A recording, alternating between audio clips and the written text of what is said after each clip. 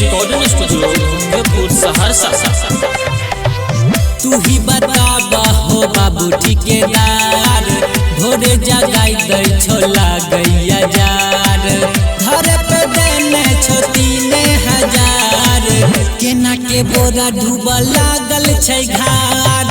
तू ही बताबा हो बाबू ठिकेदार, भोरे जगाई दै छोला गैया जार, घर पे देने छो 3000, केना के बोरा डूबा लगलै बोखार। तू ही बताबा हो बाबू ठिकेदार, भोरे जगाई दै छोला गैया जार। Lossy recording studio Saharsa.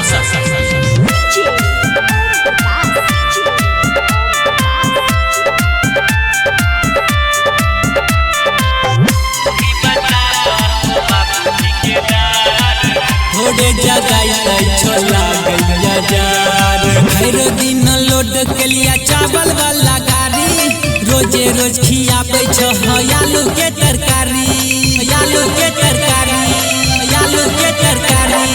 हर दिन लोड के लिया चावल वाला गाड़ी, रोजे रोज खियाबै छो आलू के तरकारी।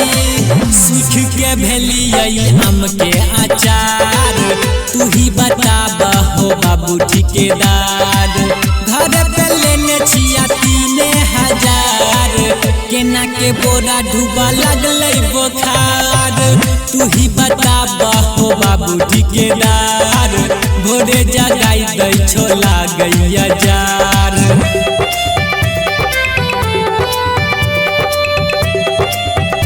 Lossy recording studio Saharsa.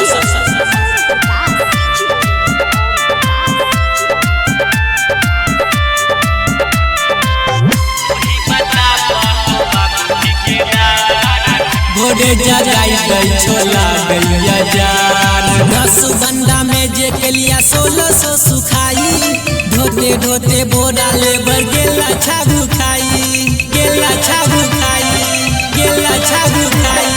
10 बंदा में जे के लिया 1600 सुखाई, ढोते ढोते बोरा लेबर गेला छागू खाई। मुंशी चौदा घूमे गेला बाजार, तू ही बताबा हो बाबू ठिकेदार, घर पे देने छो 3000, केना के बोरा डूबा लगलै बोखार। तू ही बताबा हो बाबू ठिकेदार, भोरे जगाई दै छोला गैया जार। Mix by Amardev अलवेला।